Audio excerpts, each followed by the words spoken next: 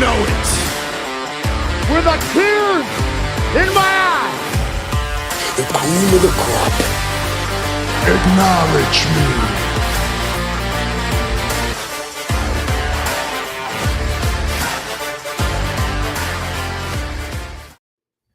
Yes, indeed. Happy Thursday evening. Justin Joint showing off some wrestling belts on his fingers. What is happening here? It's episode 317 of Top Rope Nation. Ryan Drosty, Justin Joint, Jesse Velasquez. Justin, are those wrestling figure title belts you got there? Yeah, I keep stealing them from my kid because I don't feel like he treats them properly. And they're my two favorites, the IC and the AEW. So baby. He doesn't know the difference yet. It's just, it's a back and forth. If he ever comes down and pretends to podcast, he's like, well, how did these get down here? I don't know, buddy. Had to show them off on the interwebs, show off those title belts. Jesse, how you doing tonight, man? Life's great. I have a brand spanking new mission, and that is to challenge Prince Nana to a game of craps, defeat him, and take his weed. Nice. Hell yeah. That was such a great line. That was so good.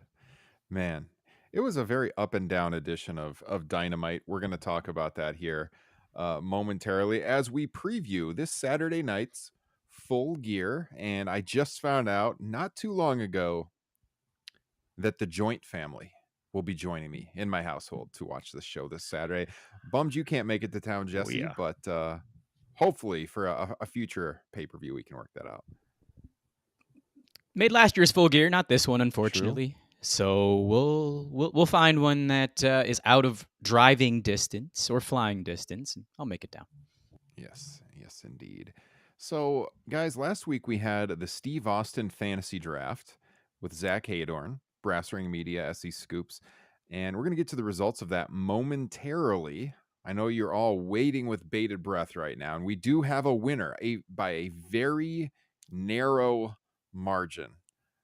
I'll announce it momentarily, but before we do, Justin, what is in the glass tonight, sir? The important question. Well, not generally a fan of this, but it comes highly recommended, and I finally just got my hands on it because me and Ryan took our littles to a local independent show wrestling, which the highlight for me was his daughter desperately trying to get a wrestler to yell at her. So she just kept screaming at them the entire time. It was incredible. I was so proud of her. She was intense at that show. I've taken her to, she's been to 2 WWE shows and she did not respond. I mean, I think it's because of how close we were, but man, she was heckling the shit out of these heels, Jesse. My oldest daughter it was impressive. It was. Yeah, and you love to see it. I think the wrestlers were scared to look at her. They had to have heard her, Justin.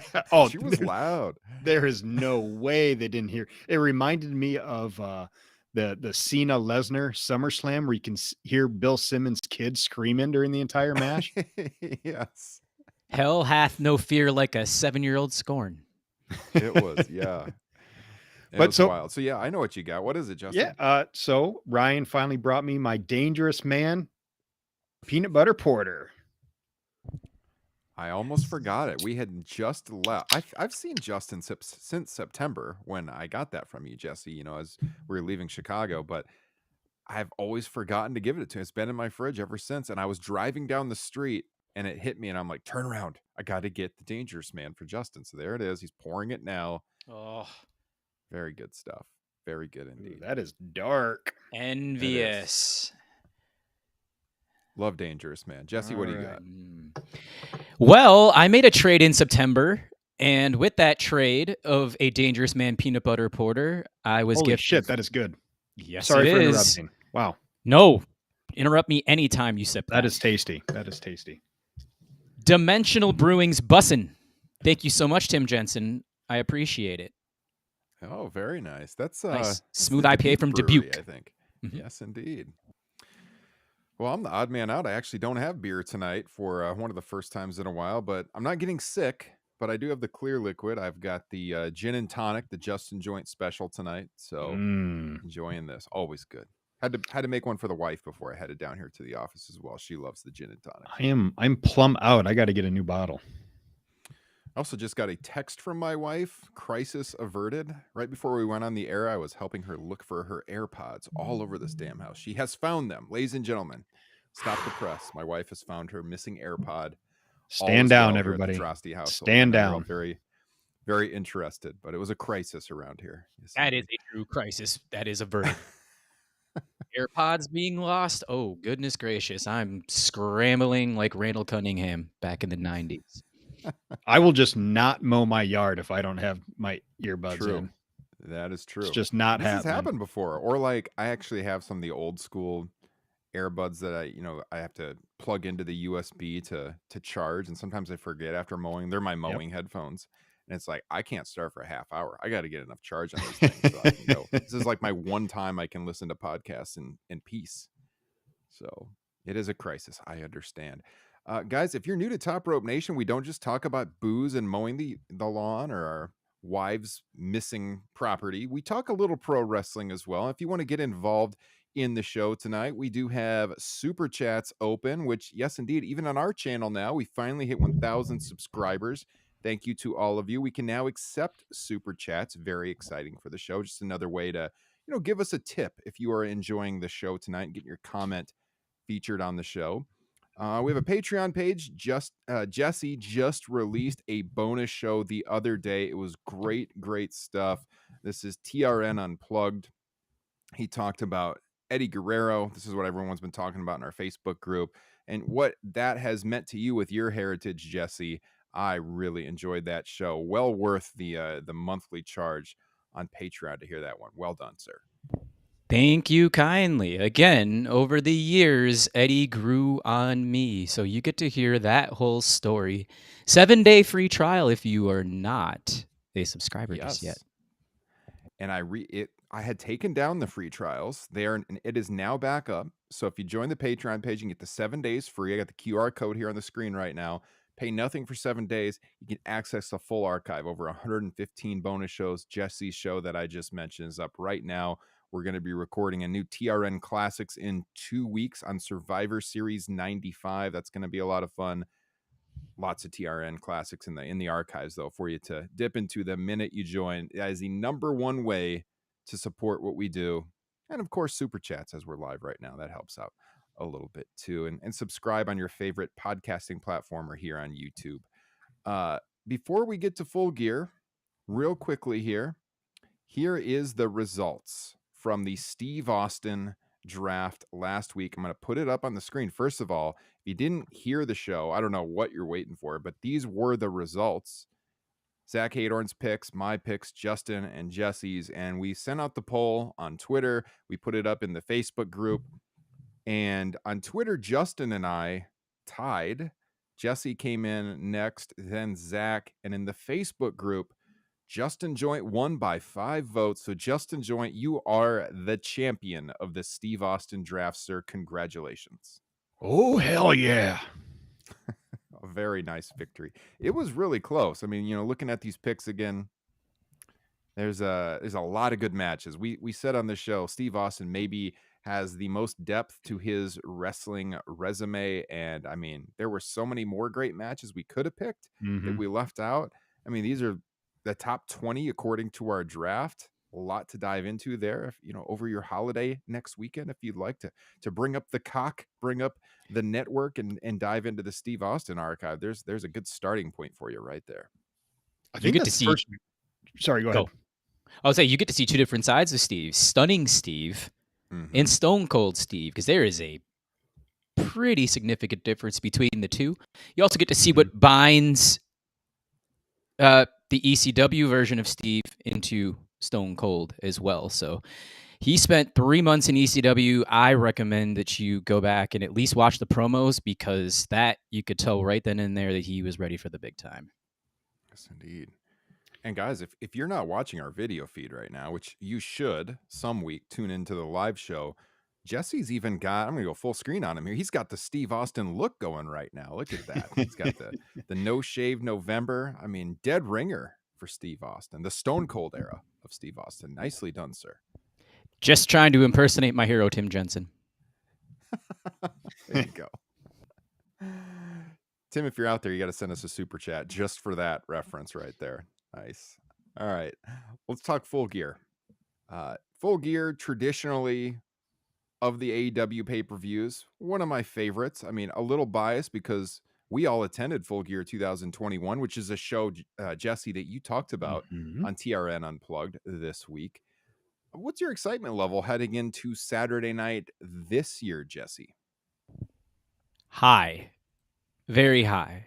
Not as high as Prince Nana, but high.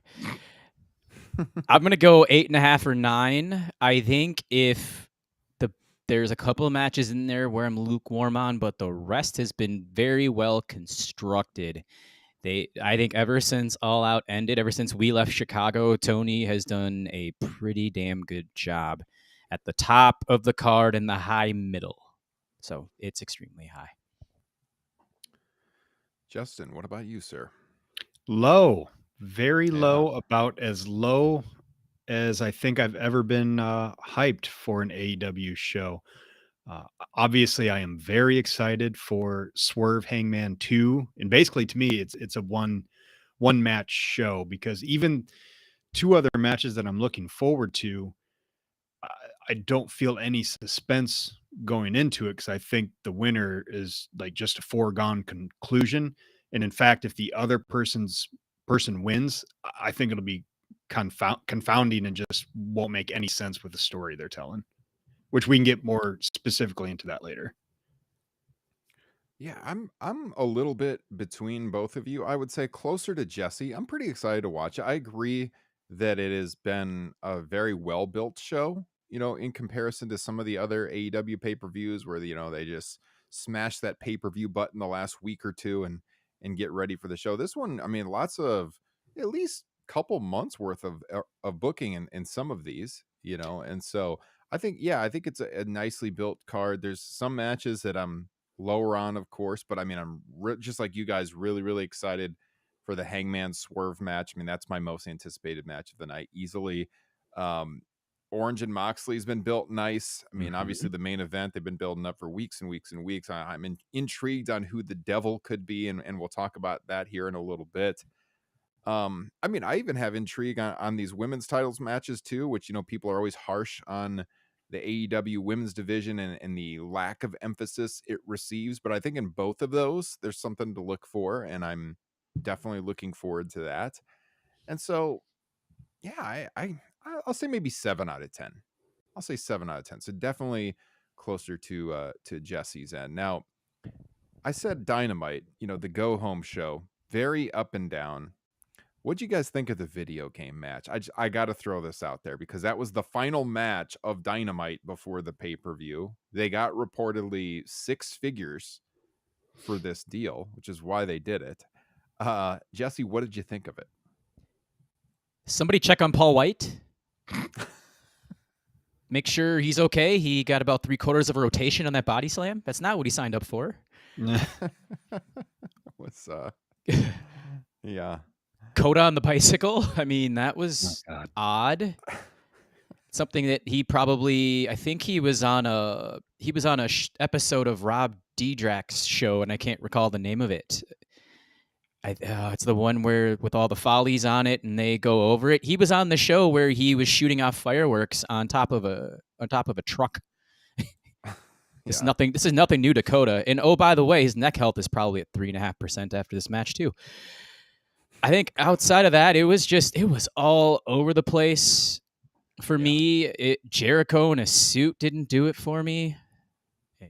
Big Show didn't do it for me there either. The Powerhouse Hobbs getting his mouth taped, I guess that was an okay spot. Yeah, I mean, it was a clusterfuck, but hey, at least they made a lot of money from Sega.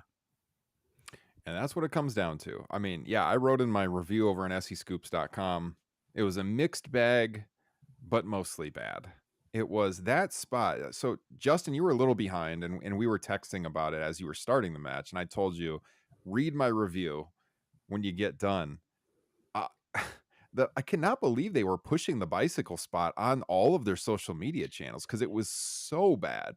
And Justin, you told me Coda's washed. That was your text, afterwards.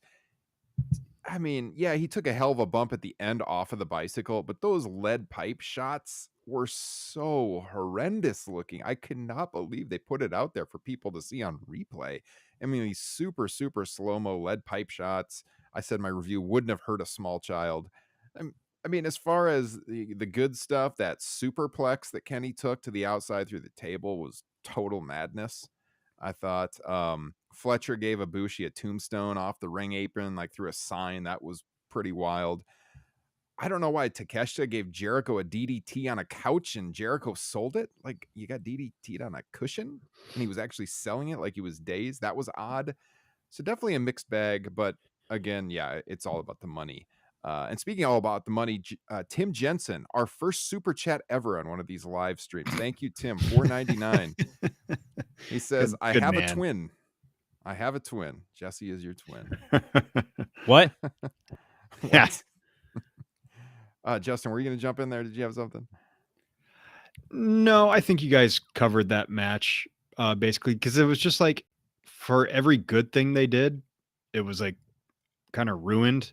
I liked the body slam onto the car spot with Paul White. I thought that made Hobbs look good, but then I thought they made him kind of look bad for the rest of the match. And I would have had no problem with the bicycle spot. I don't mind a little silliness in my wrestling, but as Ryan pointed out, those steel pipe shots were just I would almost say they looked weaker than Shane McMahon punches. They were very bad. It was bad.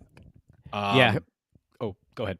Well, then the last thing I was going to say is that, that superplex onto the tables on the outside was freaking incredible. But to me, that should have been like whoever goes through those tables, they should be done for the match. But then Kenny Omega was right back in there minutes later. So just kind of, I don't know, devalues all the stuff they were doing. I agree with that. So thumbs down. Well, yeah. I don't know. I guess, having said that, I was also entertained the entire stupid match, so yes. I don't know. Those Ibushi ledge shots were about a step or two below Hogan's chair shots. That's what I was going to say. That is bad. So I guess we can parlay that discussion into the first match we'll talk about from Full Gear here, because obviously we have got the Golden Jets, that is Kenny Omega and Chris Jericho, taking on the Young Bucks. And the Bucks wrestled Commander and Penta earlier in the show, and that was a very good match. And in my opinion, I really liked that match. It was a spot fest, of course, being the Bucks and everything. The Bucks going heel in front of their hometown crowd, them saying they don't care anymore, they'll do whatever it takes. And they had this backstage interaction with Omega and Jericho on the show, and the stakes are, if the Golden Jets win, they get the Bucks AEW tag team title opportunities, and if the Bucks win, the Golden Jets must disband as a team. And I gotta say, being a fan of all four of these guys at different points in their career, still being a pretty big fan of Kenny Omega, the Bucks I can kind of take or leave at this point. Jericho, he's a legend, but mostly what he does doesn't interest me much these days. Justin saying take a hike. I don't have a lot of interest in this match personally. I don't really want to see Omega and Jericho teaming anymore. So I guess I hope they lose so I don't have to see it. But I don't know, man. It would seem to me that they're probably going to win, but I don't know. It can go either way. What do you think, Jesse? So, as everybody sees by my T-shirt, this is the sleeper for match of the night. An absolute sleeper, and I will tell you Justin's why. Face right now. Two of the greatest tag team matches I have ever seen with my two eyes involve Kenny Omega and the Young Bucks.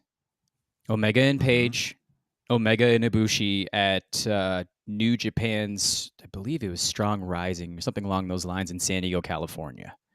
At that time, it was the best tag match I'd ever seen. Ever since then, AEW's tag wrestling and ROH with the FTR trilogy with the Briscoes. Do you mean that you can throw that in comparison too?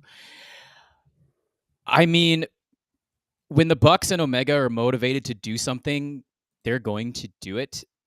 The problem is, sorry, Michael, it's Chris Jericho. Can he elevate his game in this spot? And I honestly don't know if he can keep up with these three men. If he can, again, I'm putting this in that sleeper of the night category because I've seen, again, these guys are amazing whenever they're in the ring together. I really want the Bucks to win. I just because, again, Omega and Jericho should not be teaming. I want Kenny to enter this collision tournament that's going to be happening here, or that's going to take place with the World's End here in December. I want the cleaner back, and I would not mind either an Omega Danielson final. I know it might not be the best way to book it, or I just want Omega to just put on 4.5 star match after 4.5 star match throughout this round robin. So Bucks. That would be my preferred outcome, so that I don't have to see the Gold Jets anymore. I don't know. I was just looking at the odds. It's not crazy, but they have the Golden Jets favorite at -400 right now. The Bucks plus 250, so that could change. I really don't know. It will probably be a good match. I guess I see your point. Like, three of these four guys could really push things and make it a match of the night contender. I'm just not that invested in it.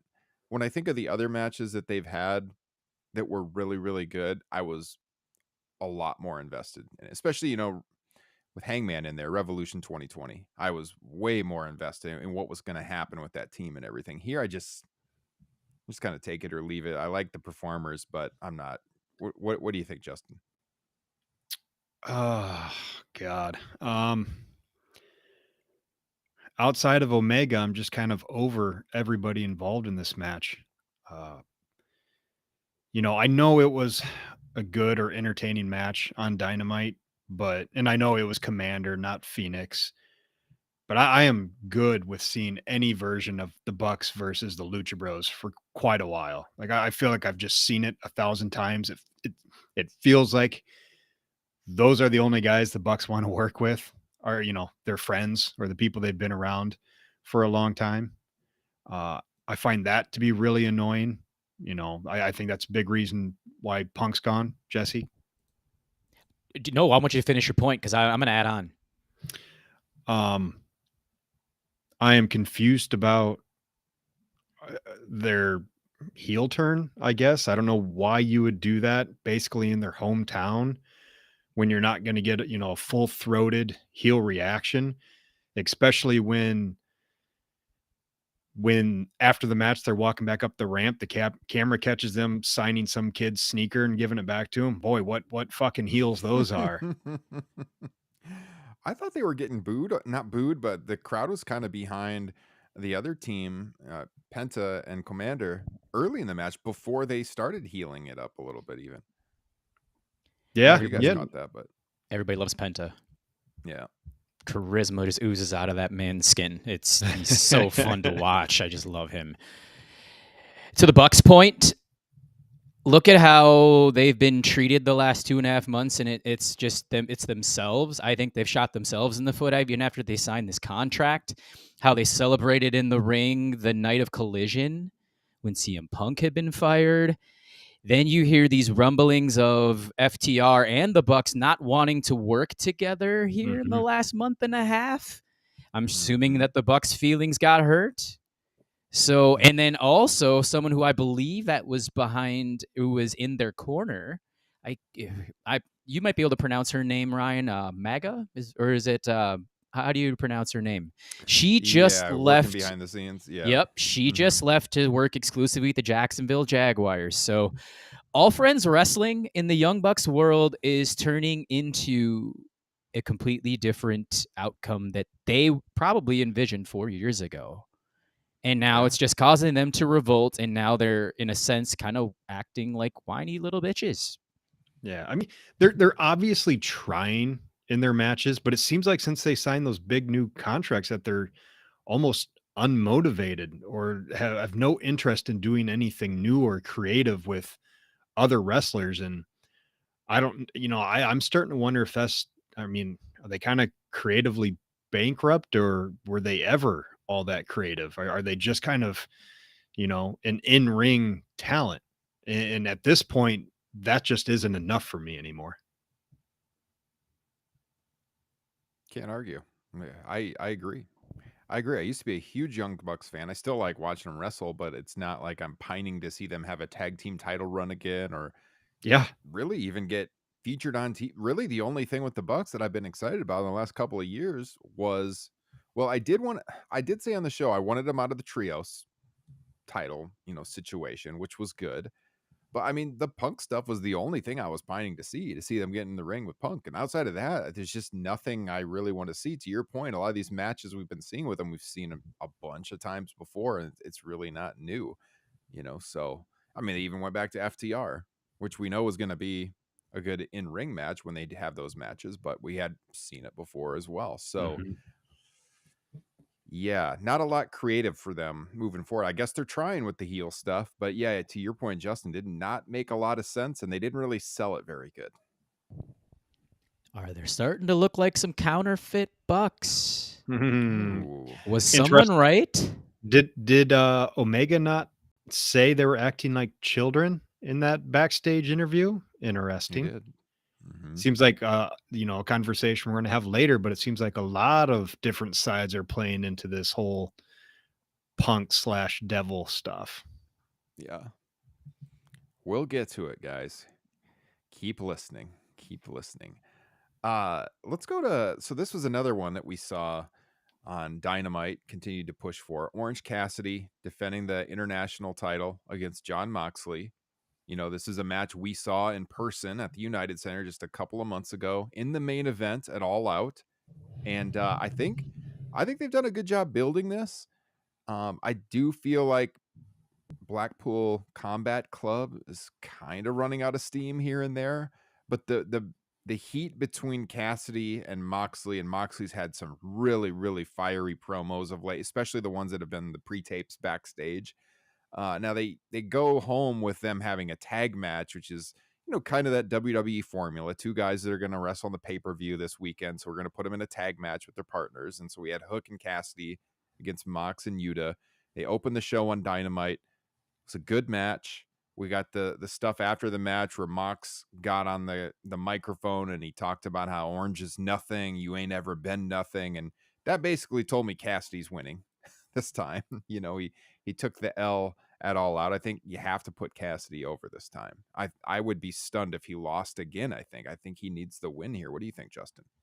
I agree with you that this is one of those matches I was alluding to where, I'm sure it's going to be stellar, in between the ropes, but I would be confused if Moxley won. And frankly, this is something that we've, feels like we've seen many, many times in AEW, but it's probably only been once or twice where, Tony wants to go a direction, somebody gets injured, they have to course correct, but then like once this person gets healthy, he goes right back to him.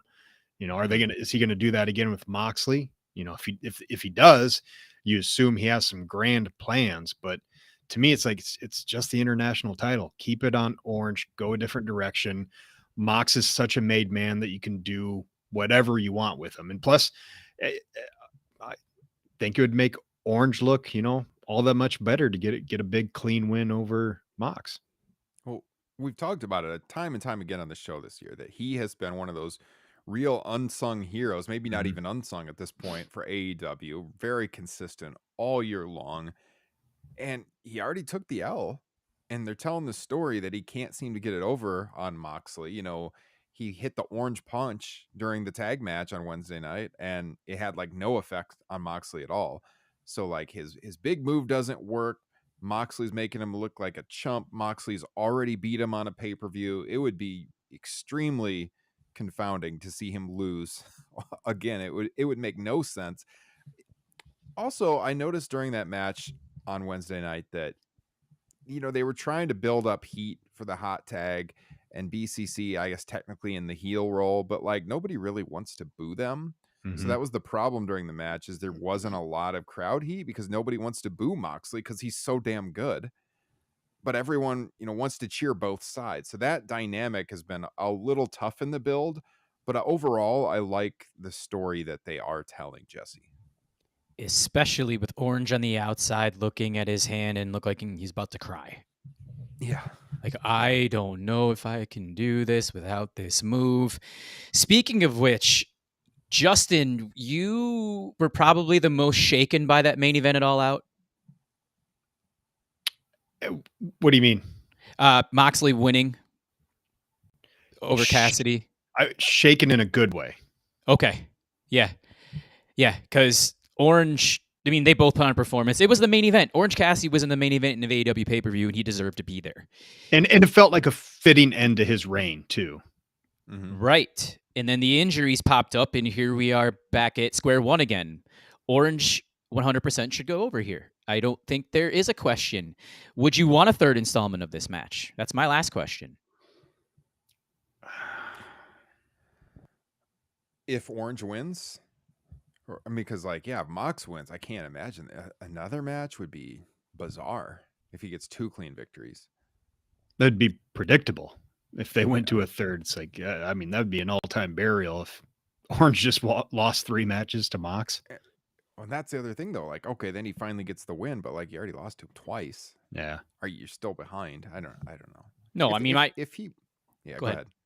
I was just No, gonna say, if Orange wins here, I wouldn't want to see it right away. Down the line, they can call back to these matches they had. Maybe like 6 months at the earliest from now. I would want to see it down the line quite a bit, personally.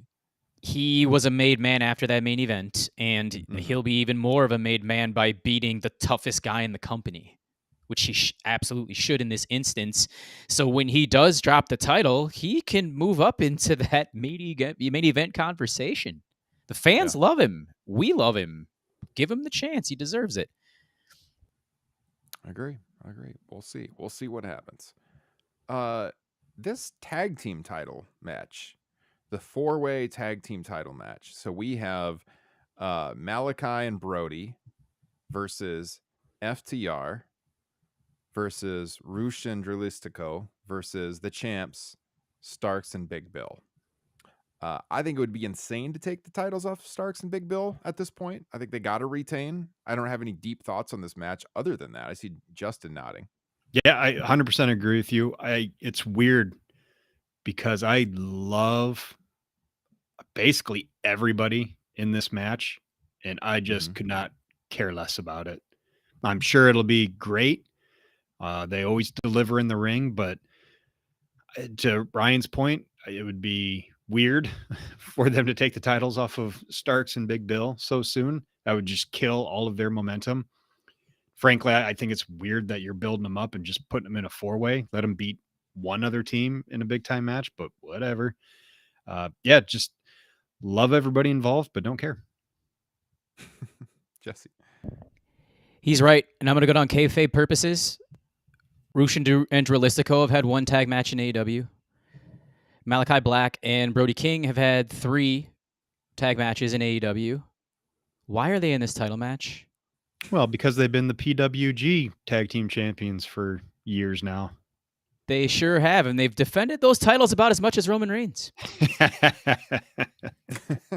Yeah. That being said, so yeah, Starks and Big Bill are going to retain, I believe. I think, although it might go against my Bucks pick, because then maybe it would be a heel versus heel dynamic. So, because originally I was like, it's too soon for FTR to do it again. There's probably some squabbles going on backstage. We'll stick with Starks and Big Bill for now. They are in the latest odds, -250 to retain. I think it should be a lot bigger than that, but -250. Cassidy is in the latest odds not favored, +150. Moxley -200. Interesting. Ooh, interesting. I'd wager some money on that one. Me too. Yeah, same. So okay, so that's where we're at with those. Yeah, I agree. Again, Starks, Big Bill, they got to go over, and then we can move on to. Let's see, where should we go next? Let's go to the women's matches. Shida defending the AEW women's title against Toni Storm. We've seen what they're doing with Mariah May this week. Her second appearance on Dynamite. She got to meet her backstage. They're doing this storyline, which I didn't know until I saw this trending on Twitter. So, this old movie from like 1950, All About Eve. And they seem to be following that to a T. I mean, even Tony Khan tweeted, "It's all about Mariah" right after her debut, and like lots of people that are into classic Hollywood latched onto that, and they uncovered what was happening. And basically, the storyline in that movie is there's like this young actress who is upset, pretends to be obsessed with the star actress and basically uses her to become famous, kind of thing. And that seems to be what they're going to be doing here. And so my pick is for Tony Storm to win with some kind of assist from Mariah May to advance that story, I think. I see you both nodding. Let me throw it to Jesse first this time. What do you think is going to happen?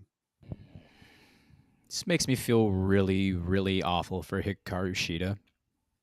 Right? But like, again, why did they even go to her as champion? Exactly. Like it doesn't even make sense to do that twice when you have all this other stuff happening in the women's division. You've heard me for months, if not years, talk about the AEW's women's division, so I'm not going to do it here. Toni Storm is going to defeat Hikaru Shida and win the AEW World Championship. She's the hottest character going in on that side of things. I think it's as simple as that, because again, if I go into more detail, I'll get a little bit riled up. I don't need to do that. Justin. Jesse already said it. Toni Storm's the hottest women's act in the promotion. The only reason I can think of why you'd keep it on Shida is because they have been doing a little bit of hot potato with the women's title. That can dilute its value a little bit, but I think it would do more for the championship to put it on your top act. So Toni Storm. And, the top story they're seemingly going to be telling in this women's division with, this Mariah May coming in, big star in Japan, lots of people, big time fans of her. If you haven't checked out her work that she's had over in Stardom, she is very, very good. And so once we actually see her in action, you're going to be impressed. And so with what they're doing with her and Tony, you almost have to have the title involved. Like she's trailing around the champion, she's polishing the title for that kind of stuff. I mean, it would not make sense for Tony to lose here. And we even before Mariah May came in, we were all talking about Toni Storm needs to be champion. She's the best act in the division right now. Why is she not champion? And so now maybe they were just waiting on the Mariah May thing.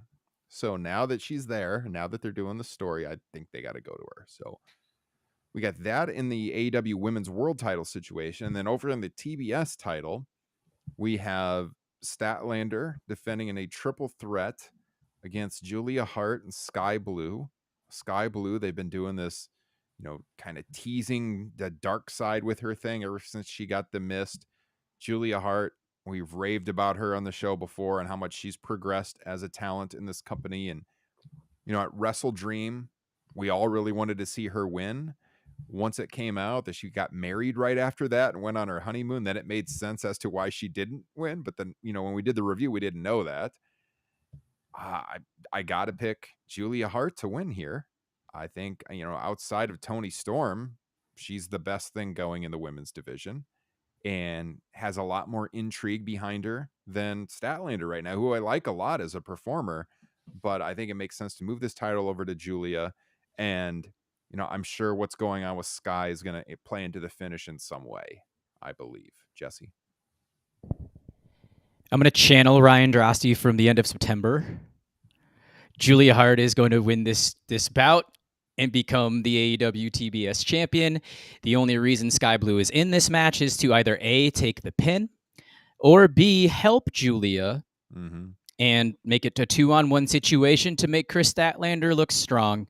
And then maybe she can develop a character that can move up into the world title scene, because we all know how talented she is in the ring. So, yeah, Julia should take this portion over. Now is the right time. She can now have an understudy with Sky Blue. Now for the rest of the women's division, you have to bring some more characters up, because we can't have all these recycled opponents, which, by the way, Red Velvet in her last 3 matches, or her first 3 matches back, has looked phenomenal. Give that woman a story and let her become a challenger, like, immediately. She's looked that good in the ring. Mr. Joint. I like Jesse's options here for Sky Blue, either, being there to help Hart win, or to take the pin. I was envisioning a scenario where she does both, where they just double team Statlander the entire time, and then she just lays down for Julia Hart, officially becoming part of whatever faction she's got going on. The only reason I can't see them changing titles here is, because we all assume that the women's title is going to be changing hands. Do you have both belts switch on the same show when you have so much TV to fill? With all the chaos that has been going on in the women's division, the inconsistency, and again, I'm not going down the rabbit hole. Yes, I think they should do it. Yeah, I do too. Freshen it up. Had a lot of criticism in that division. You get a first-time champion in Julia Hart, and indisputably the best character they got going in the division right now. So I like it. Yeah, I was gonna say, Statlander's reign feels pretty cold anyway, so why not change? But I don't remember the last time a ladies' title reign did not feel cold for the majority of it. Unfortunately. He's just trying to get Jesse to read. He's baiting you. It's like that GIF. That's bait. That's bait. I feel like I should just do a 10-minute TRN Unplugged on the AEW women's division. I think you should. And then they all can just hear every single gripe that I have. Which, by the way, it'll fall on deaf ears because Tony Khan doesn't listen.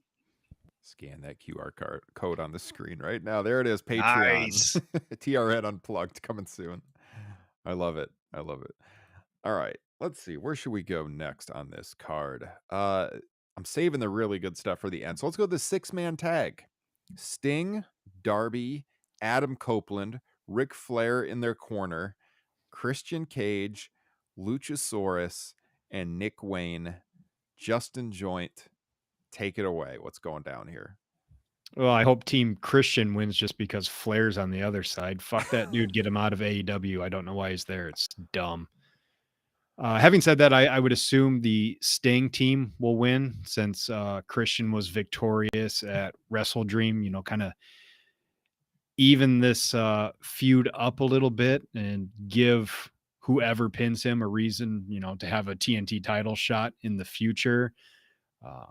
And just, give the big babyface group a big win. I love Christian so much that he can just win for the next 48 months and I'll be absolutely happy. I will say this about Ric Flair. At least he hasn't been on TV every week since they signed him. At least they're not overexposing him, no pun intended, yet with Ric Flair. So, I'm sure it's we know Ric Flair likes to overexpose himself is what I'm saying. Yes. I'm sure Jesse got it. I'm sure it's a rumor. But I heard they might bring Hogan in. No. Have you guys heard that at all? No. Okay. Hope it's not true. I hope not. At one point in time, he said that he didn't want a racist human in his promotion, and then But he's bringing in other garbage human beings, so. Mm-hmm. Yeah. So there's that. I'm going with the babyface team here as well, pretty much for the reasons that Justin laid out. Jesse, you got any thoughts? Part of me wants anarchy and for Adam Copeland to turn in this match. However, as we all have known for the last close to 3 years running, Sting must pose. It's true. Undefeated. It's true. Babyfaces win. He's only got a few months left. Yeah. So Sting and Darby have never lost as a team, even if it's like, a 6-man or anything like that. Okay. Interesting. Nope. Ooh, very interesting. Now I really want to go with Team Christian. Yep. Or the patriarchy, whatever they're called. That's right. The patriarchy. Boy, I think it would do a lot more for them than, oh man, I'm going with Christian. Fuck it. If the heels get the first win in a feud, the feud keeps going. So that's the logic I was going to use, but Sting must pose. Let's keep the feud going. You don't have to actually beat Sting. You can just have his team lose. To your point, I mean, if Copeland turned, then they could do Copeland and Sting in a singles match. I'm sure he would love to do that match. That's probably on his dream match, card. He's only got a few months to get it in here. I think Who that is the knows? most interesting scenario, but it just Yeah. feels too soon after his debut with the promotion. But if he wants to wrestle him, he's going True. to have to Yeah. do it soon is Yeah. the point. But yeah, I agree. Like normally that would be way too soon, but he hasn't really set the promotion on fire yet, so Agree. Maybe that would help change sell course. some freaking live event tickets. Have Adam Copeland turn on Sting. Yeah. Man, they've got a good crowd for LA. I saw they had over 10,000 tickets sold for this. Next week in Chicago for Dynamite, they're doing 2-for-1 tickets. Oof. Night before Thanksgiving. They're running the Coliseum in Charlotte, I think in January, and there's only a little over 1,000 tickets sold for that one. So I'm sure you'll see Ric Flair on that show for sure. I haven't seen Minneapolis's yet, which is 2 weeks from yesterday, which I'm going to buy my tickets day of or day before because discounted, super cheap. So Yeah. I will look it up while we're talking about the next match. Let's go to. Do we only have 2 left? I was going to say one other thing I want to say. Speaking of that, at least this is not a 13-match card yet. At least I'm sure they can add stuff.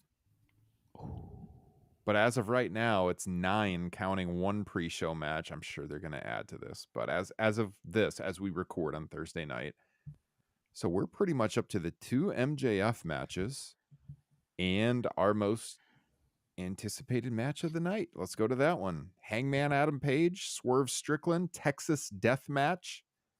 The segment from Dynamite last night. Adam Page was tremendous. Swerve has brought out the best in Hangman that we have seen in the last couple of years. I don't know how you could look at this card and not have this be your most anticipated match. We've already quoted the stuff that he said about Prince Nana and the weed. That was hilarious. I liked it. He even brought up his career in teaching. He talked about having been around kids, before and having to learn about discipline and that he was going to discipline him. I like that line as well. But yeah, I think he said he's the judge, he's the jury, he's the executioner. Yeah. Great line there as well. Man, this is good stuff. And coming back to beat up Nana was fantastic. Because he couldn't touch Swerve, but he could touch him. Yeah, love the entire thing. Even, props to Swerve, even in silence, helped, put that entire segment over with his reactions. Just great stuff. I am so torn on this because I want to see Swerve elevated to a world title spot. And I can't think of a better way for him to get there than to be the first person to beat Hangman in a Texas death match, to beat him in 2 straight matches. But boy, you watch that Hangman promo, and it's like, oh yeah, he could be the number 1 babyface and arguably should be the number 1 babyface in AEW. So it's one of those matches that I'm so intrigued to see who wins because I honestly don't know. I don't really want to know. And I'm happy I'm not, having to be the person that has to make the decision as to who wins. Cause it's almost one of those, it's like, it's win-win, cause obviously if Hangman wins, the feud continues, if Swerve wins, he's a top guy. What do you think, Jesse? I think the audience forgets just how great Hangman Page is. Look at 2023 and the up and down year he's had because of his inconsistencies in his stories. Hangman and Moxley. That match at Revolution, if it was not for MJF and Danielson, that would have been match of the year contender, depending on your style of match. That match ruled. Yes. The impassioned promos there. The impassioned promos against CM Punk at Double or Nothing 2022. The impassioned promos with Kenny Omega going into Full Gear 21. This guy is a franchise player. He has proved it time and time and time again. The problem is the consistencies with his booking. And I don't know if it's something going on with him backstage because he's tied with the Young Bucks or what the hell's going on there with the Elite thing. And then we have Swerve Strickland, who this pod has supported since, I think, day one. Mm-hmm. This is a 51-49 coin flip because you have one of two ways you can go. You can have Hangman, I think, I'm putting Hangman at 51, giving him the win. This is his match. Mm-hmm. This will be match of the night by, I think, a mile. You have that. And we go into the 2 of 3. The other option is you have Swerve sweep. You immediately throw him World Championship within the next couple of months, or if you delay it, AEW Revolution, he takes the championship. And then, I'm going to steal this one from Michael Jenkinson because it was kind of my idea. Swerve wins it. Hangman comes back later on down the road, just goes on a run. They reignite the feud for the world title. Hangman's character's so good. Have him be the one to take it from Swerve again.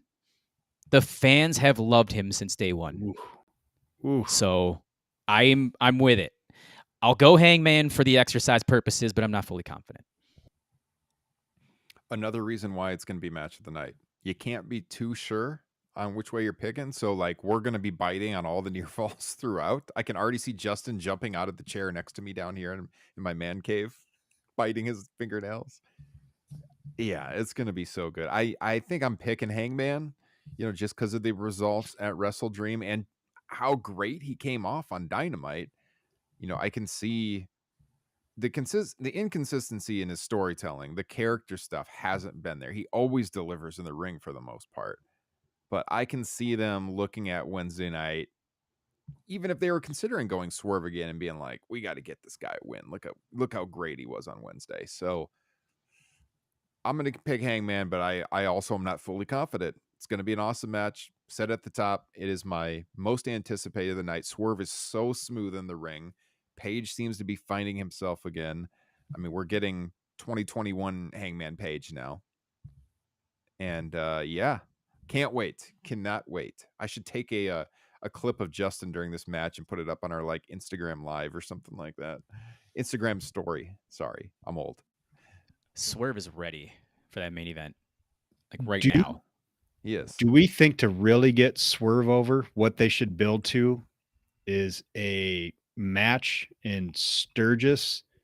I'm thinking Swerve and Draymond Green versus Hangman and Rudy Gobert. And they don't charge for tickets, just forgo the gate. No reason to charge for tickets for this either. Yeah. Oh man. Very $1 million dream-esque that he locked down Rudy Gobert. I thought he was going to tap out or pass out. Hey, Samoa Joe is pro. He thought Draymond locked that thing in good.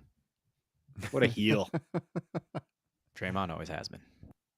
Oh, man. All right. So, yeah, it's match of the night. We'll talk about it on Sunday. We will be doing a review of this show.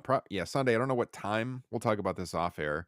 But there will be a Top Rope Nation review of Full Gear. And we're going to get to MJF here in just a second. Jesse, I did look up the ticket sales for your show in a couple of weeks, the Dynamite in the Twin Cities. Last update on WrestleTix, just shy of 3,000 tickets sold for that. The setup is about 4,500 in a building that we know holds much more than that. They had over 10,000 for Full Gear 2021, a show that we were all at again. So, I mean, kind of in line with what these Dynamite tapings have been doing of late, for sure. Yeah, they had 10,442 there for Full Gear 2021. So you'd like to see higher numbers. They've had worse. I'm sure it'll pick up in the last couple of days for the reasons that you stated, but you will definitely be giving us the live perspective after you go to that one. Absolutely. I think Quick by the Lake had about 5 or 6. Yeah. So they could get there. We'll see if they have a strong close, announce any matches for that. All right, MJF, the devil. We're going to get into all of the drama going on here, but as you know, MJF is working 2 matches on this show, defending the ROH tag titles, of course, without his boy Adam Cole, against the Gun Club. And will he have a partner? You know, that's the question. We've seen Samoa Joe offering his hand in friendship, pointing out that MJF doesn't have many friends left, and the friends that he does have keep getting taken out by the dudes in masks. Do we think he's going to wrestle this match alone, Justin, or will he convince someone? Will he take Samoa Joe on as his tag team partner on the pre-show in the ROH tag team title match? I mean, either scenario presents a pretty good opportunity, in my opinion. Either you can have, Samoa Joe be his partner and kind of screw him over, which I guess, has the same end result as my other opportunity, but, have him just turn on MJF and set up a future title match, maybe at Winter is Coming. But also, if you just have MJF work alone, put the belts on, the ass boys. I still don't really like the idea of primarily AEW talent holding Ring of Honor championships, but I think that would be a good look for them and the Bang Bang Gang to have some gold around their waists. I guess the only scenario I don't really see happening is MJ walking away from this match, still the champ. Tag champ, that is. Yeah. What do you think, Jesse? I don't know how much longer they can have him holding the Ring of Honor Tag Team Championships. Here is the mystery question I'd like to ask the two of you. There has been zero, and I mean 0.00 update on this Adam Cole injury and how long he's supposed to be out for. None from anyone. Why? That's all I want to know. Is he the devil? Is that why? He's obviously not going to show up in this match. Yeah. I think either way, yes, the Guns should win the ROH tag titles. They'd be a fun team to have on the Honor Club pay-per-view. What would that be? The what is the name of the pay-per-view at the end of December? World's End. Yes. No. Great pay-per-view I'm sorry. title, by the way. The Death Before Dishonor Ring of Honor pay-per-view Final in battle. December ROH. on Okay. Honor Club for $10. So that'll definitely be worth when the is price. That's of like admission mid-December, right isn't it? Yes. Mid or early December? Okay, yeah. Yep. Yeah, they could be fun to have the Guns over there. They should definitely be holding some gold. So yeah, I'll go with the Guns. Does Samoa Joe interject himself? He sure as hell wants to. I mean, he's been alluding to it. I will say, for exercise purposes, yes, he will. Now it's a matter of who does MJF get pinned again by the Gun Club. Especially if you're leaning towards Adam Cole being the devil, then Samoa Joe absolutely needs to be in this match because he's been pushing for it. Cole, that is. And he's not on the card elsewhere. He's been getting a lot of television time. Mm-hmm. Great point. We should hold off on that chat in the upper right until we get to the main event because I that chat quite a bit. Or he comes out and MJF is insisting he doesn't want his help, and then he loses the title in the confusion or something like that. I mean, I could see that happening too. I agree. I want a title change. We've said it since the beginning. I don't like having these ROH titles on AEW television, and it doesn't give people incentive. Now, you just gave me an incentive, $10 on Honor Club. But other than that, there's been no incentive to subscribe to this service. Their titles are on the television that we see at AEW. Why would I buy Honor Club? And I think, the Guns would be a fun team. They're this younger team on the rise. Get it off of MJF. He doesn't need it. Do whatever you have to do. It's awkward booking that you got to have your world champion in these pre-show matches. I don't like it. When they were telling the story with Cole, I guess. Perhaps they're still telling the story with Cole. We'll get into that in a second. But it's awkward when now you're trying to get the titles off of him and you got to have your world champion take an L on the pre-show before he's in the main event of the pay-per-view to guys that, your most fair weather fans probably don't know much about in the Guns. So I'll root for the title change probably, obviously he's not going to lose clean to him. There's going to be some kind of confusion or something going on, some shenanigans. But yeah, I'll go with the title change, Justin. I actually kind of like the whole pre-show Ring of Honor tag match thing with well, I do MJF just not with the world champion. Oh, you like it with MJF? Okay. Well, no, yeah, because I think that's the point of this entire story is that, and the why it makes, God, I hate to get ahead of ourselves here, but why it makes the most sense for Adam Cole to be the devil is because he's pushed MJF into this babyface role, and he's pushed him into this, defending the title all the time. Where before, God, how many times do you think he wrestled last year, or like for the first half of his title reign? Barely at all. And now all of a sudden we're getting, matches on regular TV all the time with MJF. And so that's the entire point of, if Cole is the devil, he is just trying to wear MJF down, just have him beaten to a pulp, which is, going to be the culmination of this story, is that he just can't go anymore. And whoever the devil is, Adam Cole, can just, pick the scraps, be the buzzard. And as far as the world champ getting beat on the pre-show, not a great look, but I think in this scenario, it'd basically be in a 3-on-1 situation when you add in the guns in Samoa Joe. Mm-hmm. Yeah.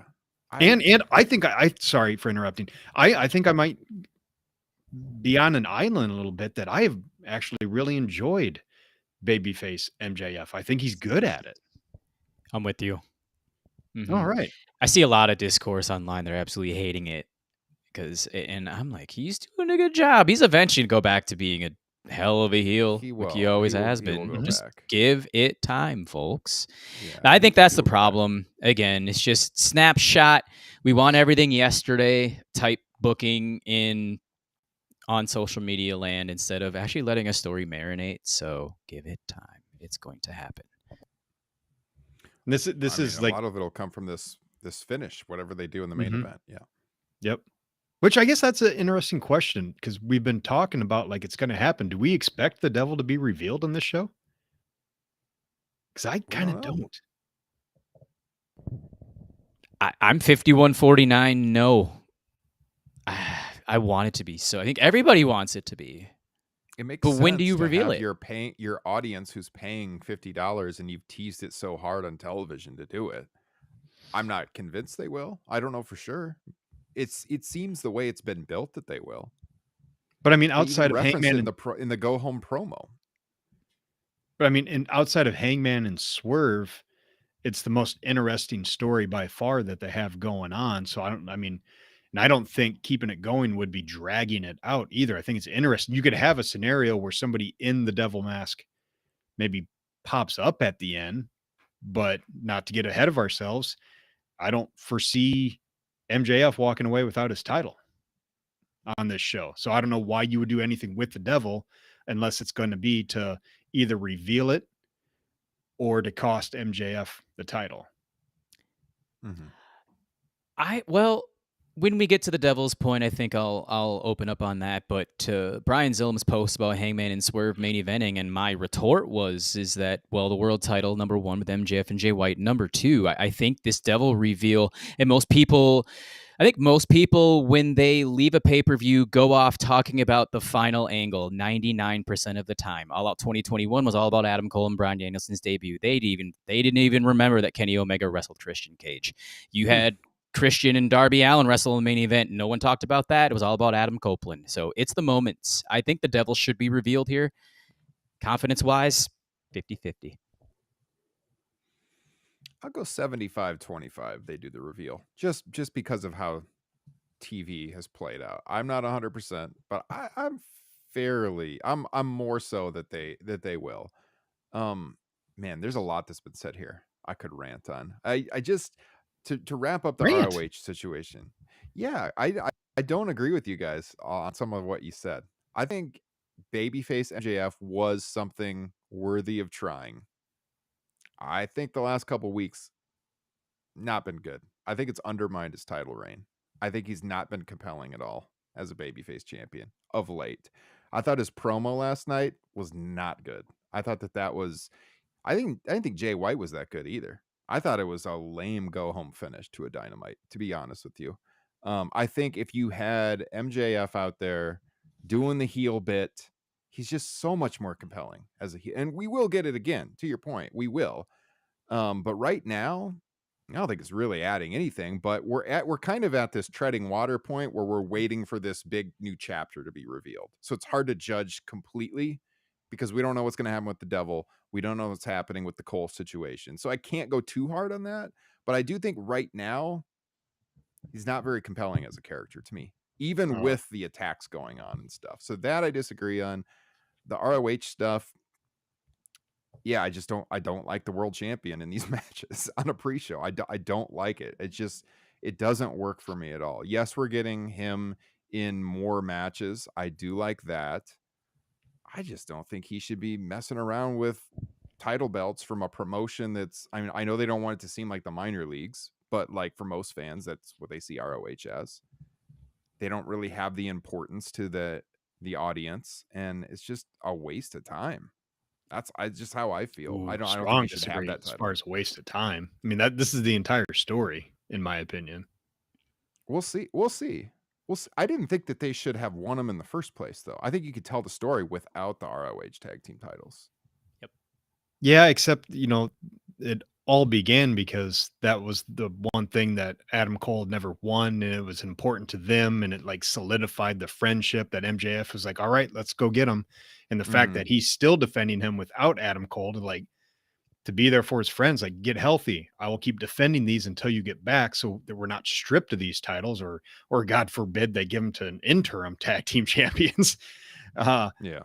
But yeah, and I think they're playing roles right now, which I can see why maybe you wouldn't be into it or the way they're portraying it. But I think they're just building up the anticipation of the reveal, which is why I'm not sure, because I think they're doing a good job of that. And that's why I'm not sure you need to reveal it quite yet. It'd have to be a world's end. You can't do it on free TV. I agree with Ryan on that. Yeah. I don't know. I guess I just feel like you can tell the same story without the titles.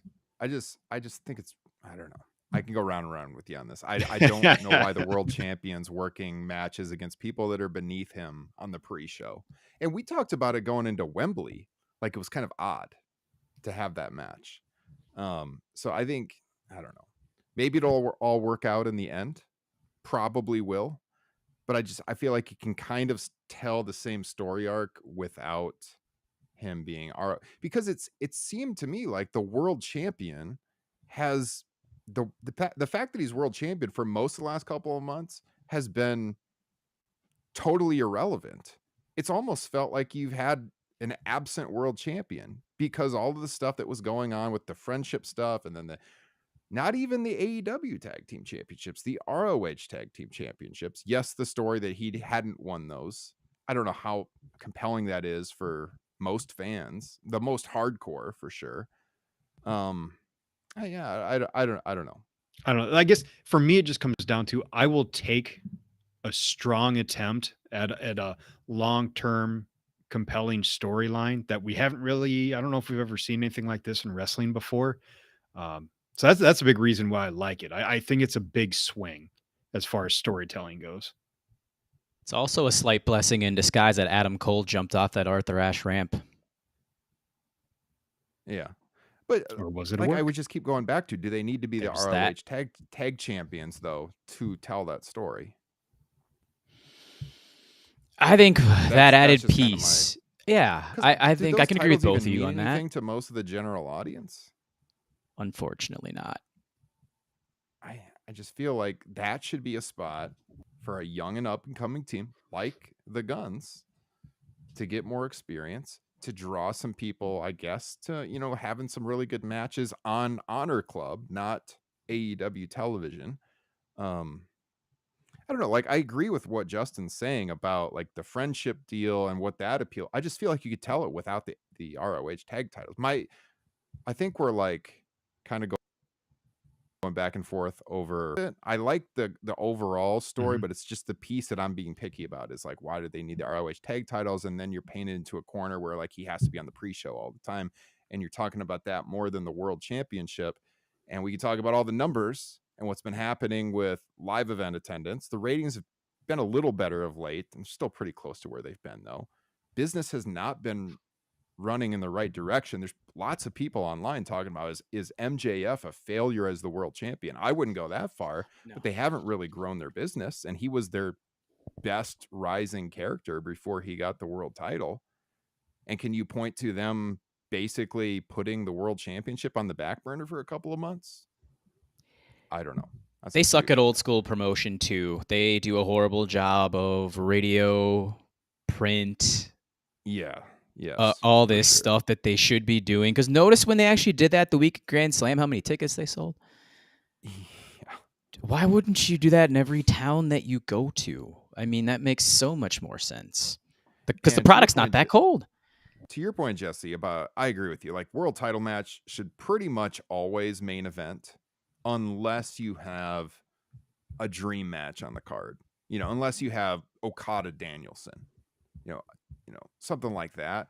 Otherwise, I think you have to. And as much as I'm really looking forward to the Texas Death Match, I could not consider that for the main event. This has to go on last.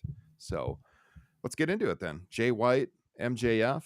If you asked me a couple of weeks ago, I was picking the world title change.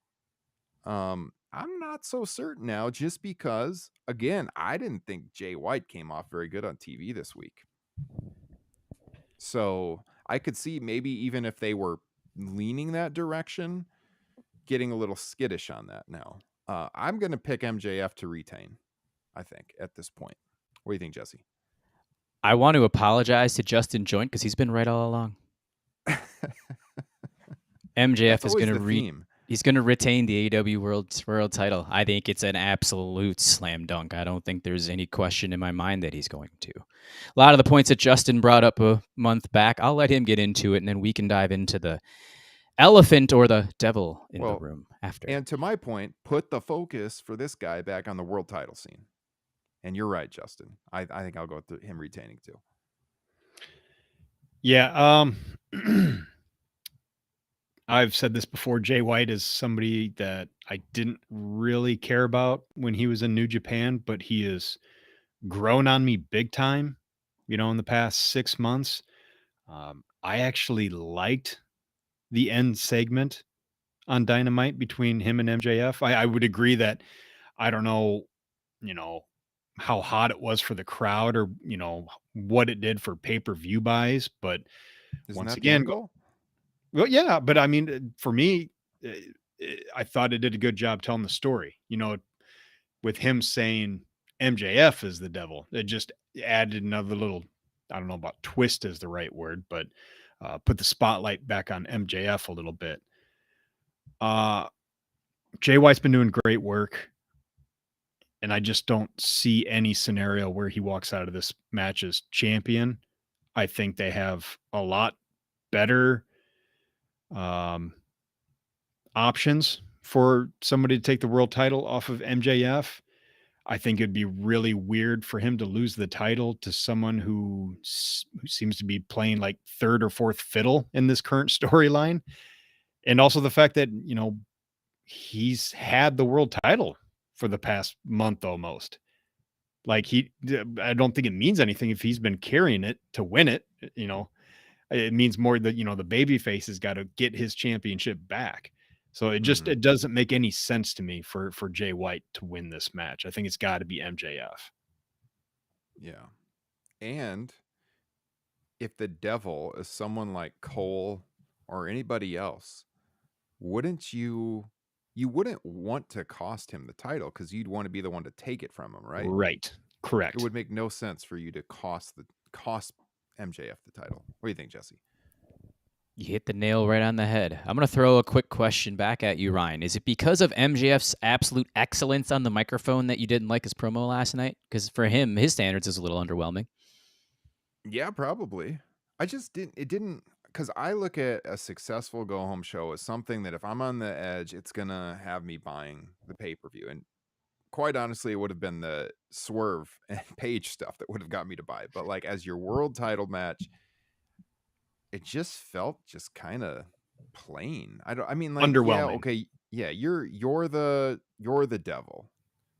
Well, I guess they can do that, but he was out in the ring when the devil was leading the attack the week before. I mean, he could have someone else wearing the mask, I guess, but I don't know. That like people have obviously thought that. It's MJF's mask. That's where it came from. So I mean, it wasn't like some big, oh, could he be? I never thought of that before, you know. So and then the beatdown and well, it's like I don't know. who was the Pretty first vanilla, I beat? thought. The first beatdown was his opponent for this pay-per-view. The Acclaimed got beat down after they kind of failed MJF in that match because they're the ones who took the L. So I mean, there are reasons you could see MJF still playing that devil role. Mm-hmm. And they threw Anthony Bowens through sugar glass. God, there is just one possible outcome for this devil that just absolutely stinks. Do you want me to put this comment up right now? You want to hold off? If you want to, if that's Let's where we're leading is the devil. Because I love this. The one from George? Yeah. Sorry, Tim. Tim's taking up a lot of the chat with some funny stuff, but George, all right. George said, I'm hoping the devil is CM Punk and the rest of the masked men are the rest of the Pinnacle. That fucking rules. Tony Khan, hire George immediately. Bye-bye, Will Washington. Still love you. So CM Punk as the devil would be like one of the greatest storylines. Mm-hmm. If Tony Khan and CM Punk work the entire media into this, it would be incredible. You're talking about something you want to turn business around with. Now that would get people talking. I would definitely not bet on this being the case, but I can't completely shut it out. They could definitely work people. Justin? I can shut it down. I said I'm not gonna like pick this to happen, but I gotta leave like a 1% chance. So Justin. I God, what was it, 2 or 3 weeks ago? I don't even know how I stumbled into it, but I kind of gave you guys my rankings for possibilities of who this devil is, and CM Punk was like my highest of hopes of what it could be. Yes. And there's been a lot of teases, both from people in AEW and CM Punk himself. And the teases from CM Punk himself is why I believe there is zero chance it is CM Punk. Because if they were able to do whatever they did at All In, with whatever that backstage fracas was, and you're keeping Jack Perry out for months, and you're keeping it completely hidden from every single insider who's not been able to even kind of hint to like, I think it might be a work. Nobody's able to get that information. It is an all-time Kaiser Soze cover up. That is why it would be so good. Yeah. Now, exactly where I was going. Continue, Justin. But why would you have, if you did that great of a job keeping that under wraps, why the fuck would you have CM Punk hinting at it on Instagram and shit? That just completely fucking ruins it. You could have an all-time reveal, but he's out there having fun with it. And that's the key word, fun. He's just having fun. It's not CM Punk, everybody. I'm sorry. It would rule. I love the idea of him with the Pinnacle. That is incredible, especially if you know the backstage stuff with how the Pinnacle fucking hates MJF in real life, I think, to a degree. It's just not him. Yeah, I agree. But that 1%, just because I'm not saying this is going to happen. I'm definitely, look, I've heard zero on this too. I've talked about stuff on the show. I've talked about stuff with you guys off air, people sending me stuff, match results before it happens. You know, I have not heard a peep on CM Punk, and I think it's him trolling. I mean, counterpoint is that he teased this stuff before he made appearances too, to get people talking. If he doesn't tease it, nobody is even possibly thinking it's him, because everyone thinks, he's been fired, which, as far as we know, he has been. But it gets people possibly expecting it. Does that make the reaction even better? mean, you would get that great live pop, of course, but like nobody would be going into the show even thinking it's a possibility. With them teasing it, more people are excited about the possibility and thinking, oh, maybe it could happen. George says, I'm hoping for that 1%. Yeah. I mean, I obviously am too, but I wouldn't put any money on it. I don't think it. I think there's a couple of other choices on who it's going to be, but it's fun to think about, Jesse. Yeah. I put it at 5%, a little bit higher. I think CM Punk went on, he was doing, I think, a UXFC card and said, oh, I've got about 2 months in this booth. And then I got other obligations I'll be heading back to. He did say that. I mean, that could also allude to another promotion later on, but got that. They've also been workers on there wear a WWE pin or something. One of them too. There was something else going on with one of the other announcers. Yeah. And then you got again tying back the Young Bucks and Kenny Omega stuff with the you've been acting like immature children, the sugar glass, all of it. Which is why there is about a 0.5% chance, and you would completely turn away viewers and fans if Jungle Boy Jack Perry was the reveal too. That would be bad. I'm sorry. That would be It would be. But would you? And the slender build of the first Devil, he looked so small, which is why we thought maybe it could be Britt Baker at first. But she's out. She's denied it completely. A wild card in this that would also be a wet fart would be Kyle O'Reilly. Oh, yeah. Because he's due back here very, very soon. I'd like him to be one of the Devils, like one of the assailants, one of the accomplices in this whole thing.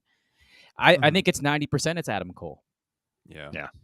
I mean, it just makes all sense. Which is the obvious answer, but yeah, agree. And that just goes back to like, how legit is this injury? How legit is the severity of it? Were they at least able to cover that up? Like, because for it to be Punk, that's a hardcore conspiracy theory with the cover up involved in that podcast. Could you imagine that 1% chance, and they somehow worked everyone? That would be an all-time fun show to do. Absolutely, it would be an all-time great wrestling moment.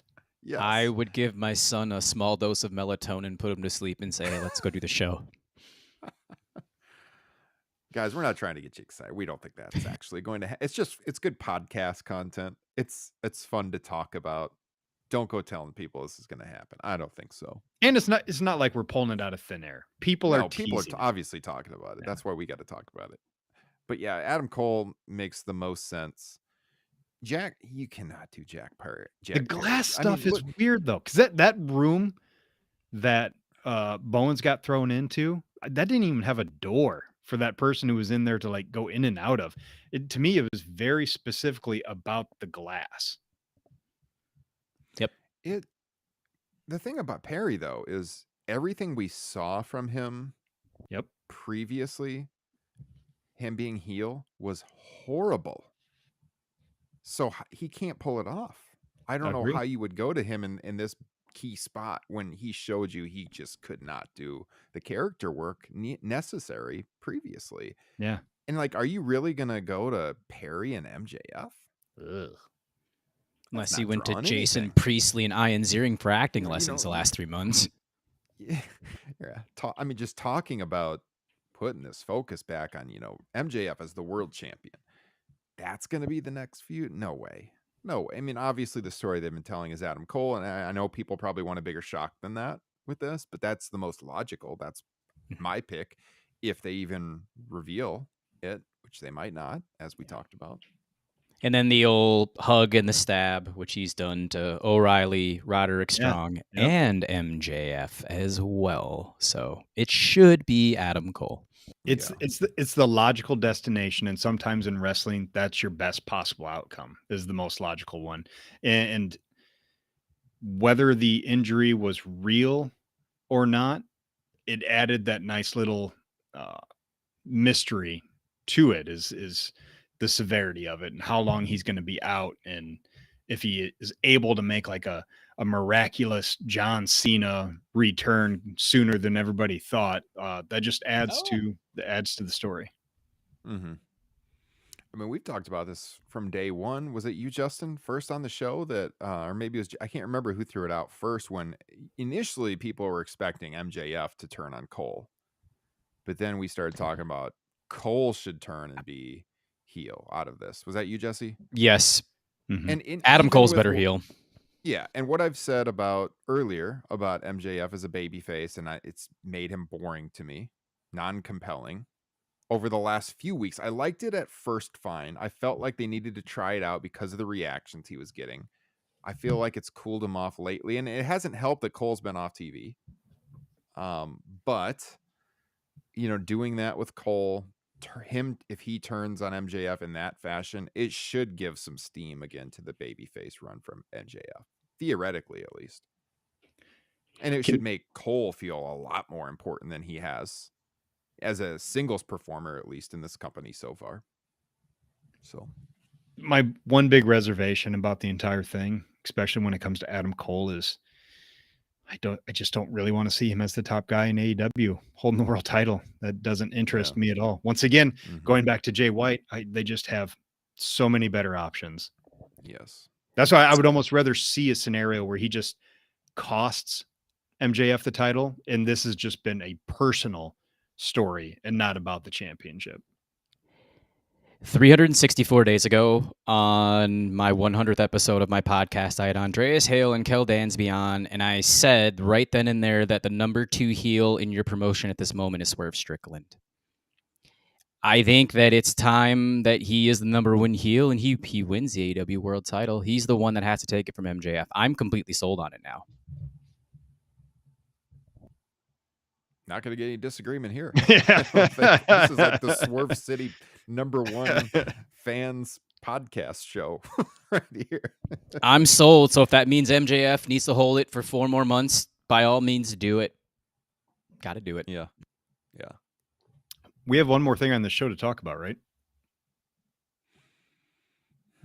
Do we? Special announcement, free agent. Oh my God. Yes. The free agent announcement. Okay.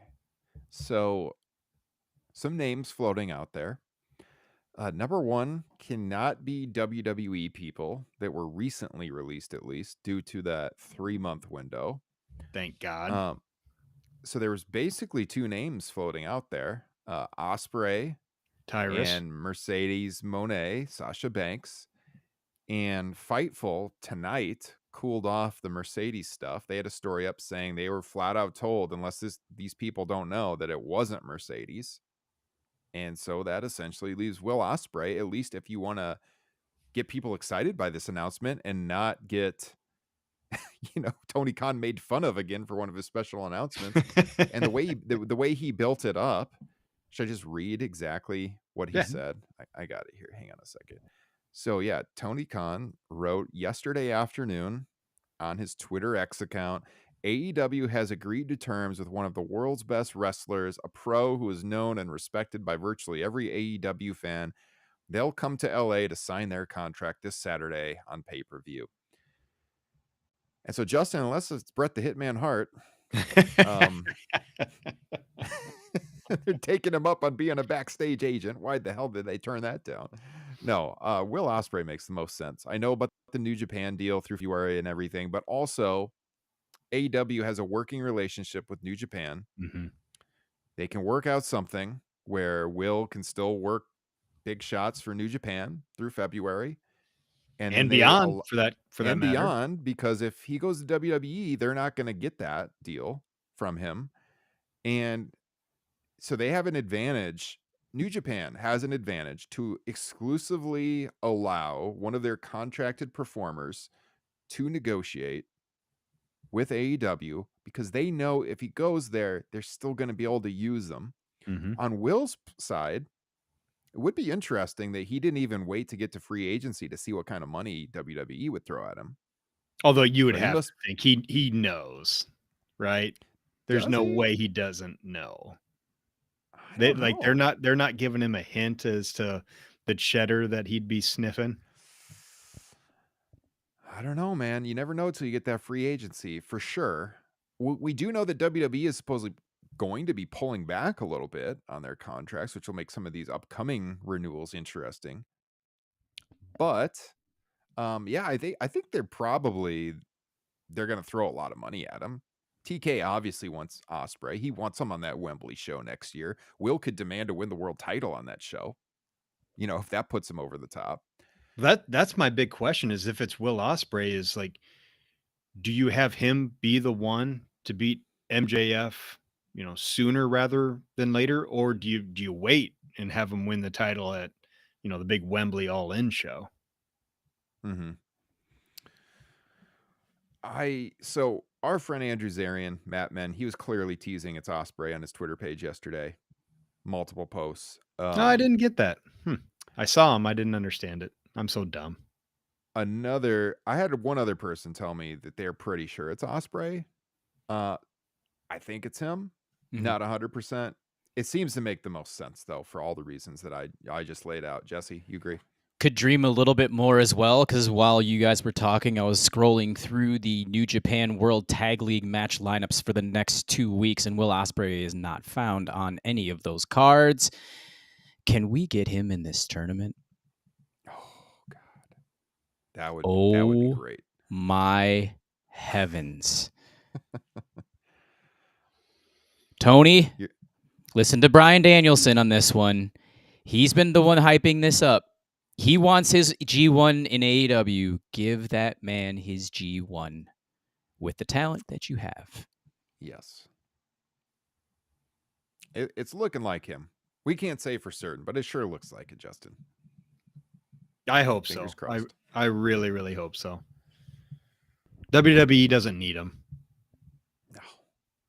And I mean, are you even convinced the WWE would do right by him? I'm not.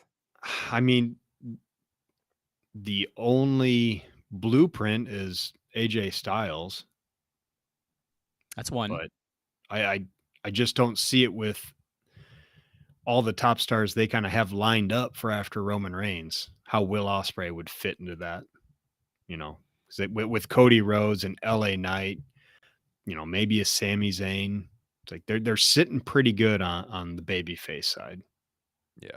And Will Ospreay as a heel does not make any sense in WWE. Not right away. No.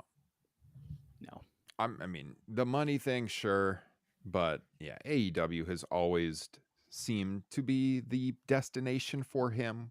We know Tony really wants him on the roster. And also with Mercedes, by the way, the Fightful report noted that everyone expects her to work with AEW eventually. They just don't know when. Her ankle injury complicated things there. We've seen her on an AEW show already, at All In from the luxury box at the top of Wembley. So yeah, but apparently those were the two names that came to my mind instantly. It's going to be Mercedes or Ospreay.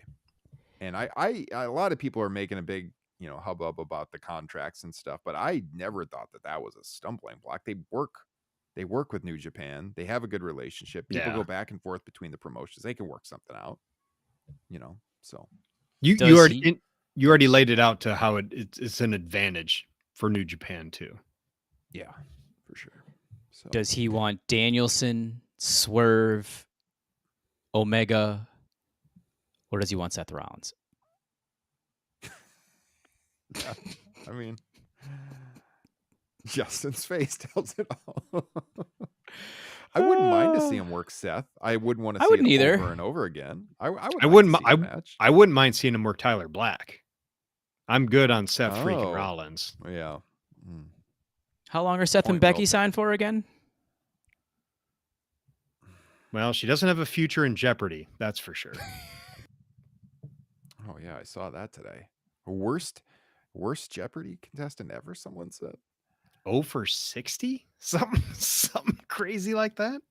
Becky Lynch, her contract expires according to Fightful June 2024. I don't have Seth here on this list, but Becky is supposedly next June. I don't see Seth going anywhere. No, he's a company guy. Agreed. All right, guys. So that about does it for Full Gear. Saturday night.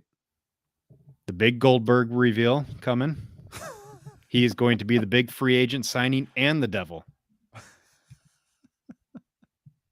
To get on the mic and ask the crowd, who's next? Oh, God. Remember when he was floating out there for the Wembley show for a while?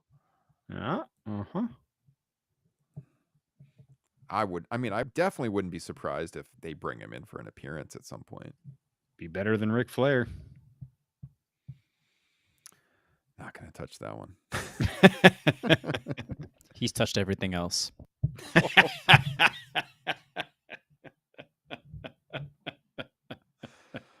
Well done. That's about the best way to go off on the show. Well done, Jesse. If you want more Jesse Velasquez content, listen to TRN Unplugged on our Patreon page. Highly recommended. Subscribe to the YouTube channel. Subscribe to us wherever podcasts are found. We are on a new host now. You will not notice that on your end, people, but last weekend I put in a lot of work. I had to move our show over to a new host. Spotify for podcasters, not the place for this podcast anymore. That's for sure. So if you were trying to dip into our archives and you notice some missing episodes, they are all up now. The entire archive back to July of 2016. I can assure you of that. So Top Rope Nation, running strong. YouTube, Apple, wherever podcasts are on. We're still on Spotify. Don't get me wrong. We're just not hosted by them on the back end any longer. Google Podcasts, Stitcher, wherever, TuneIn, wherever you listen. You could even ask your Amazon devices to play Top Rope Nation, and it will. Listen to us that way as well. Guys, it's been a blast. Appreciate the time tonight. Always a good way to wind down the week on a Thursday evening. Any parting comments, Justin? No, man. Look, I'm excited to watch some wrestling with you and the fam. Hopefully our kids keep it down, stay under control. Those freaking loose cannons on Saturday night, they were all over the place. I hope one of my kids doesn't end up in the ER again. I think that was the last time the whole family came over for the Super Bowl party last year. And one of my kids fell and she cut her forehead open on the trim around the baseboard and was bleeding like Ric Flair back in the 80s. It was not a pretty sight. And I did not see the second half of the Super Bowl live because of this. So we got to keep those kids in check, Justin. I'm still convinced she bladed. It was a work. She hit it well. Operation you're running over there in the Drosy household. Got to teach them from a young age, man. They've been reading that Bret Hart autobiography. Here's how you hide the blade jobs. They convinced us it was legit. We were playing the Vince McMahon role. I won't say Pat Patterson, but Vince McMahon. We're playing the Vince McMahon role. Jesse, any parting comments? I'm so pumped for Saturday night. Can't wait till my son goes to sleep. Yes. So I'll be watching from that point until the end. Hey, actually, you know what? My parting comments. Seriously, I said going in full gear, my hype level low. Talking to you guys, it's back up a little bit. I'm excited to see how this goes. It's top heavy. Mm-hmm. It's top heavy, much like all of the older cards used to be. Yes, and that's the way it should be. Agreed.